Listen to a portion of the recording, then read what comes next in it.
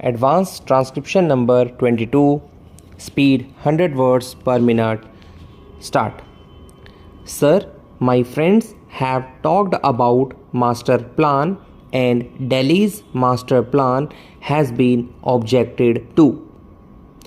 We can have differences on the details of the master plan, but one thing I must say, and I repeat, that if Delhi has been saved today, it is because of the master plan.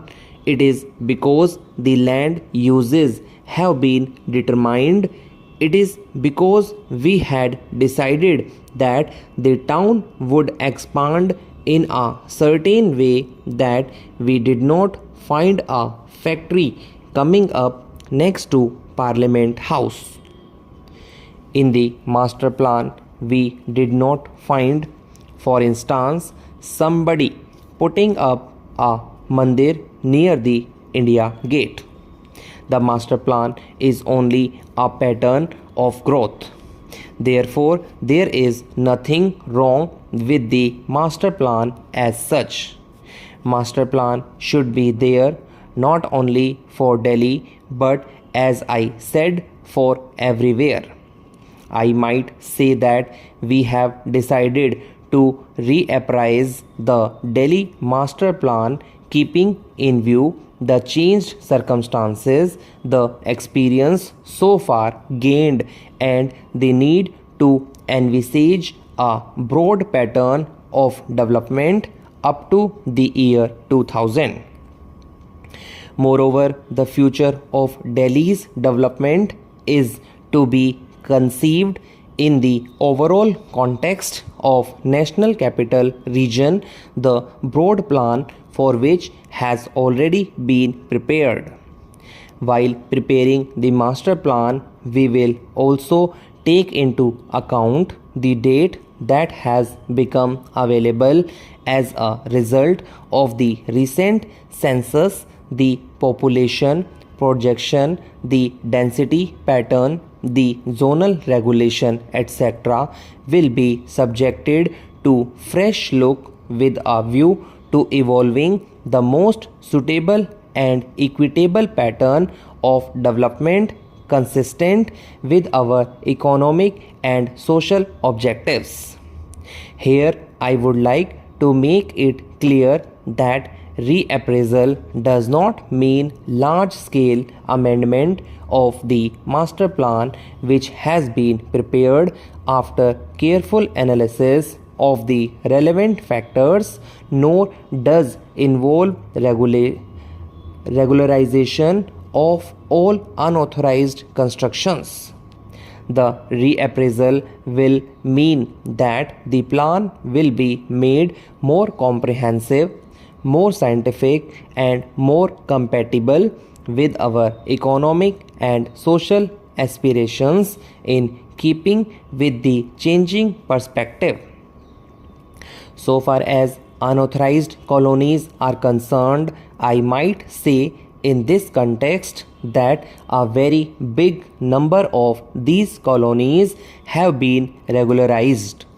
Regarding those unauthorized colonies which have not yet been regularized but which are still to be looked into, a machinery has been set in motion to give a second look, but this can be done only if we are in a position to assure that the unauthorized constructions do not continue as they continue now.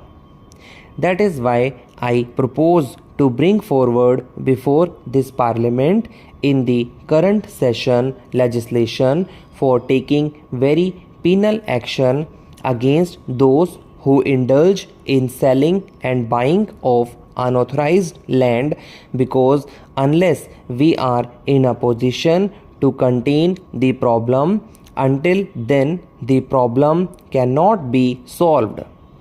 Recently, the Bhagwati Committee submitted a report. The committee also talked of rural house sites and rural housing schemes.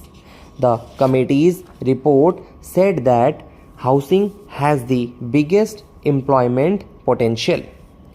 With an investment of rupees 1 crore, employment for 200 persons can be generated. No other industry I am aware of is in a position to generate so much employment as housing, and I hope after the committee's report is accepted, we will be in a position to do better. When my friends here talked about shortage of houses in Delhi for government servants, I am quite in agreement with them that more houses need to be built and are being built.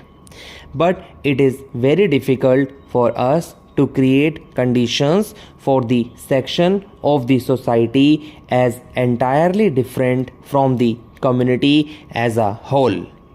For government servants at the moment, there is 43% satisfaction in Delhi.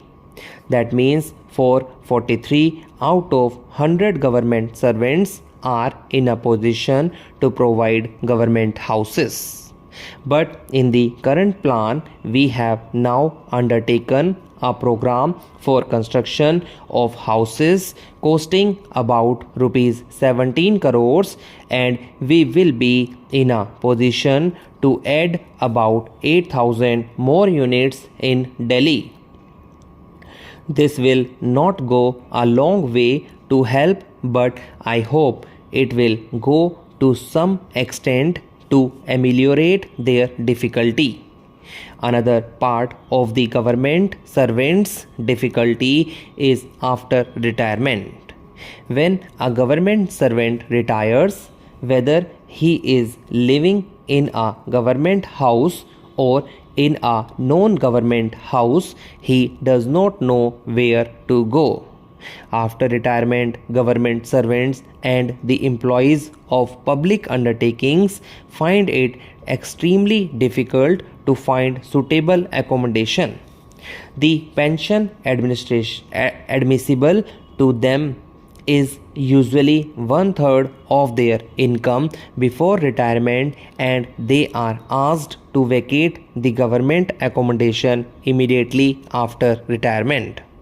Due to the high rents prevailing in Delhi, the government servants or the employees of the public undertakings cannot arrange suitable accommodation, and this result in frustration, insecurity and social tensions. To give relief to such government servants and employees of public undertakings, we have decided to introduce a special scheme for providing housing accommodation for retiring public servants. This scheme will be executed by the Delhi Development Authority. There is no doubt about it that the President has kindly thrown the correct light over the development of the country in the various spheres. It is more than correct, and today it stands for us as a guiding and illuminating feature for our future improvement and future development. In view of the present developments, who can deny that our country, with its limited resources and with all the other limitations, has shown to the world that whatever it may be, we poor Indian have got the capacity, have got the courage and have got the patience to develop our country. In a way, we are passing through various difficulties and various limitations. In spite of that, our capacity and our courage has not been daunted. We have not been discouraged. We are going on with speed on the road of progress, on the road of development. The President has rightly pointed out the advance made in the field of agriculture, in the field of industry.